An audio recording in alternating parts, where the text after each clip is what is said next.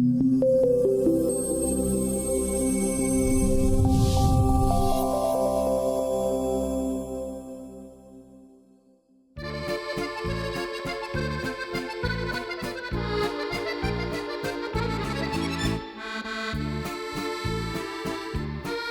территорию Франции находится все-таки огромное количество, да, там точные цифры не знают, но по оценкам там больше 50 тысяч все-таки человек, которые приехали с Северного Кавказа. Тут считают чеченцев и ингушей, в целом российские медиа очень любят делать акцент, там, знаешь, кто-то подерется на юге Франции, они очень любят этот кадр выхватывать, показывать, вот чеченцы нигде не адаптировались, они везде не люди, нигде себя не нашли, и вот та же Франция их приняла, они там дела творят.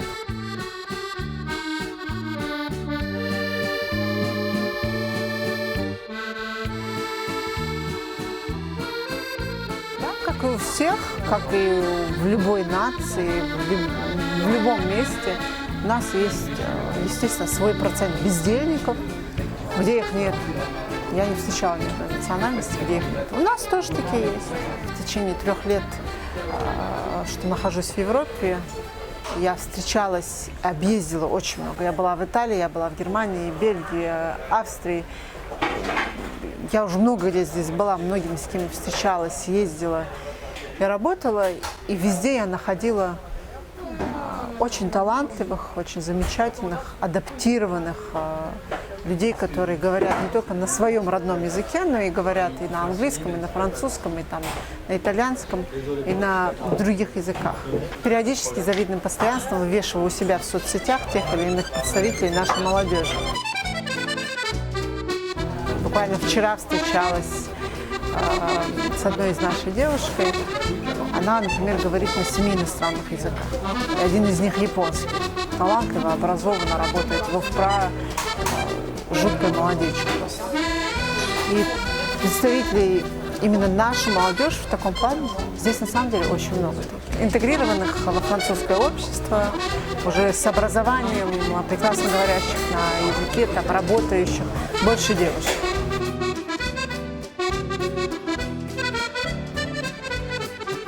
Парни все больше, они действительно тоже получают образование, работают. Но мне кажется, что у мужчин все-таки вот эта тяга на генном уровне, да, там дом, земля, они все, с кем я разговаривала, почти 80% ребят находятся здесь, но мысленно они продолжают жить в Чечне. Ты им задаешь вопрос, там, ты видишь свое будущее в дальнейшем здесь, будущее своих детей, они все как один отвечают: как это? Что это значит? Вот эти девушки согласны за этих парней замуж выходить? Выходят. Почему? Очень многие девушки, кстати, выходят, что меня удивляет очень часто, но выходят из Европы в Чечню замуж. И очень многие девушки оставляют здесь и свою карьеру, и работу, да, выходят замуж и уезжают в Чечню замуж, в село, там, в Грозный, еще куда-то. В Москву очень много. Ну и, соответственно, очень много девушек из Чечни едет сюда, в Европу, замуж, полагая, что здесь-то все блага и находятся.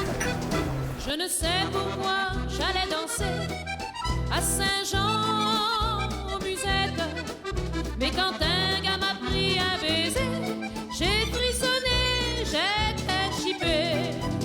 Comment ne pas perdre la tête, serré par des bras audacieux? Car l'on croit toujours aux doux mots d'amour quand ils sont dits avec les yeux. Moi qui l'aimais tant, je le trouvais le plus beau de ces gens. Je restais grisée, sans volonté, sous ses baisers.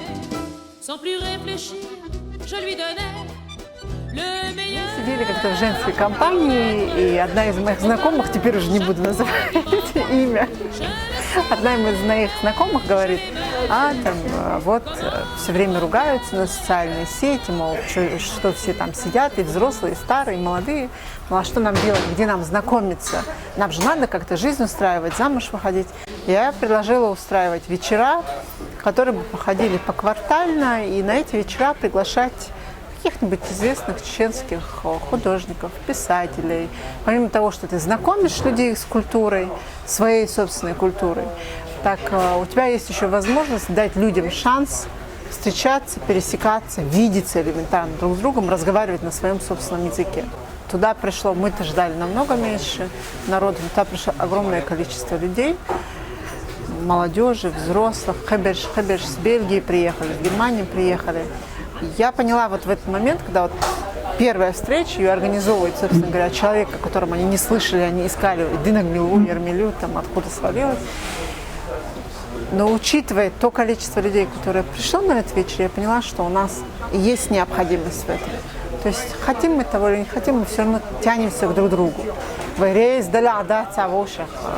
Это уже совершенно другое. Мы можем ругаться, можем мириться, и это нормально в обществе. Но у нас есть вот такая сильная тяга к обществу друг друга. Люди пришли, потанцевали, пообщались, послушали Шамиля, который приехал с Москвы до Еврейского со своей презентацией книги. Книжки купили, просто поговорили, обсудили что-то и разошлись.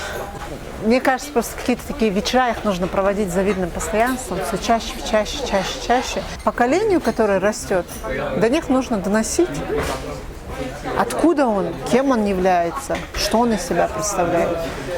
Для меня это принципиальный вопрос. Как для других, я не знаю.